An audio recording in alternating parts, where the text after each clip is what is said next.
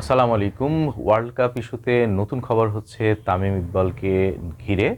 আমরা দেখেছি তামিম ইকবাল এই বিষয়ে যখন মন্তব্য করেছেন, সেই মন্তব্যের এগেনস্টে বিসিবির একজন পরিচালক নাজমুল ইসলাম তিনি একটা কমেন্ট করেছেন। কমেন্টটা আমি প্রথমত এটা ক্লিয়ার করতে চাই যে কোনো একজন ব্যক্তি কোনো কিছু বললে তাকে সরাসরি কোনো একটা ট্যাগ দিয়ে দেওয়া, সেটা হচ্ছে দালাল বলা হোক আর যেটাই বলা হোক না কেন, এটাকে আমি কখনোই সাপোর্ট করি না।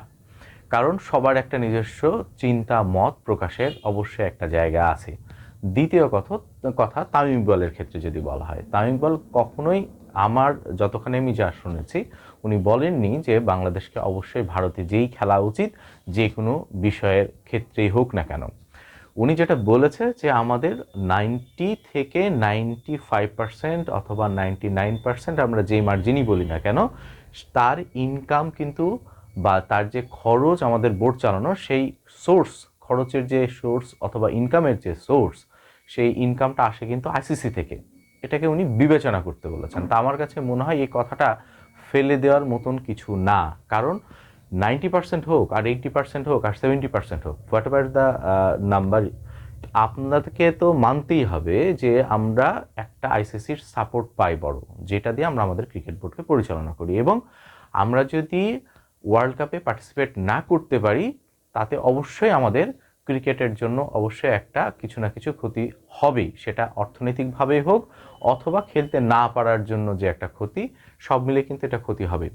আমরা নিজেরা চাই অবশ্যই বাংলাদেশ যেন পার্টিসিপেট করে ওয়ার্ল্ড কাপে। হ্যাঁ, এখন যে প্রশ্নটা আছে, যেটা নিয়ে আমরা সবাই আলোচনা করছি, তা হচ্ছে যেই দেশ যেখানে আমাদেরকে সম্মান দেওয়া হচ্ছে না, যেখানে গেলে আমাদের প্লেয়ারদের সহকারে আমাদের যে স্টেক হোল্ডাররা আছেন, আমাদের যে সাংবাদিক ভাইয়েরা আছেন, যে দর্শকরা আছেন টাকা দিয়ে টিকিট কেটে খেলা দেখতে যাবেন, তাদেরকে যেখানে সেফটি দেওয়া যাচ্ছে না, সেইখানে আমরা খেলবো কি খেলবো না, এইটা অবশ্যই ভাইটাল কোশ্চেন। এবং সেই জায়গা থেকে এখন পর্যন্ত যে স্ট্যান্ডটা নেওয়া হয়েছে যে না, আমরা যেহেতু তারা আমাদেরকে তারা আমাদের মুস্তাফিজকে এই সেফটি ইস্যুকে কেন্দ্র করেই বাদ দিয়ে দিয়েছে, এবং সেটা কোনো কিছু বিচারাধীন না করে, কোনো কিছু না জানিয়ে, এবং বলতে পারা যায় এটা একটা ইনসাল্ট করা হয়েছে সরাসরি যদি আমরা বলি, সেই ক্ষেত্রে এর এগেনস্টে যেই স্ট্যান্ডটা আমরা নিয়েছি, এইটা অবশ্যই আমরা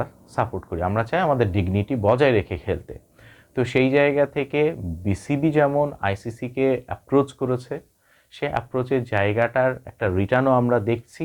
এবং আমরা যেটা জানি এখন পর্যন্ত, যে বিসিবি আবার একটা লেটার ফরওয়ার্ড করেছে এই যুক্তিগুলো সুন্দরভাবে উল্লেখ করেছে যে কেন বাংলাদেশ আসলে নিজেদেরকে সেফ ফিল করছে না ইন্ডিয়ার মাটিতে ওয়ার্ল্ড কাপে পার্টিসিপেট করার জন্য, এবং কেন বাংলাদেশের খেলাগুলো শ্রীলঙ্কাকে শিফট করা হবে। তো ওভারঅল আমার কাছে মনে হয়েছে নিজ নিজ জায়গা থেকে সবাই নিজেদের যে মতামত দিবেন, এটাই স্বাভাবিক। কিন্তু তার এগেনস্টে কাউকে সরাসরি এইভাবে করে ট্যাগ করা, এটা আমার কাছে মনে হয় না খুব বেশি, মানে খুব বেশি বলতে কি এটা ভালো কিছু। কারণ আমরা যদি হচ্ছে নিজেদের মত প্রকাশের জায়গা না থাকে, যদি ডিসকাসেবল ব্যাপারটা না আসে, তাহলে দিন শেষে যেটা হয় দেখেন, অনেকেই অনেক কিছু বলবে, কিন্তু সেটা ফ্রুটফুলভাবে গ্রহণ করা অথবা আলোচনার মাধ্যমে একটা জায়গায় পৌঁছানোর যে জায়গা, সেটা কিন্তু আলটিমেটলি সবাই হারিয়ে ফেলবে। তখন আমরা আর এভাবে যে কথা বলছি, সেই কথা বলাও কিন্তু আমরা বলতে পারবো না, যেটা আমরা চেয়েছি যেন আমরা আমাদের মত প্রকাশ করতে পারি। তো আমার কাছে মনে হয় যে এই বিষয়টা অবশ্যই খেয়াল রাখা উচিত। এবং বিশেষ করে যেই জায়গা থেকে কথাটা আসছে, সাধারণ মানুষ কিন্তু বললে বলাই যায়, আমি আপনি যদি কোনো একটা অপিনিয়ন করি, এই অপিনিয়নটা অতটা হয়তো বা গ্রাহ্যের জায়গায় অথবা প্রায়োরিটির জায়গায় যাবে না, কিন্তু যখন আপনি বিসিবির মধ্যে থেকে এমন একটা কমেন্ট করবেন, সেটা অবশ্যই আমার কাছে মনে হয় এটা বিচারাধীনের একটা ব্যাপার, বিবেচনার একটা ব্যাপার, যে আসলে আমি কি কথা বলছি কোন জায়গা থেকে, এটা একটা। এবং এটার অন্য আরেকটা পিঠও আছে, হয়তোবা যদি আমরা এটাকে এইভাবে চিন্তা করি যে আমরা জানি যে বিসিবির যে লাস্ট নির্বাচনটা হয়ে গেল, সেখানে তামিম ইকবাল খানের পার্টিসিপেট করার কথা ছিল অ্যাজ এ সভাপতির পদে, কিন্তু আলটিমেটলি যেহেতু এটাও হয়নি, তো প্রতিপক্ষ হিসাবে দেখা যেতে পারে যে আমাদের যে যে ন্যাচারাল যে বিষয়টা চলে আসে, যে প্রতিপক্ষ ভাবার কারণে আমরা যে কোনো কথাকেই নেগেটিভভাবে নেওয়া এবং সেটার সম্পর্কে একটা মন্তব্য করার যে ব্যাপার, সেটারও বহিঃপ্রকাশ হয়তোবা এই নাজমুল ইসলাম যিনি পরিচালক, তিনি হয়তোবা করতে পারেন। তো সব মিলে যেটাই হোক না কেন, আমরা নিজেরা এমনিতেই এখন একটা বলা যায় ভালো পজিশনে নাই, যে আমরা নিজেরা বুঝতে পারছি না যে ওয়ার্ল্ড কাপ হবে কি হবে না, অথবা আমরা ওয়ার্ল্ড কাপে খেলতে পারলেও আমরা আমাদের কাঙ্ক্ষিত যে ভেন্যু আমরা শ্রীলঙ্কাতে খেলতে পারবো কি না।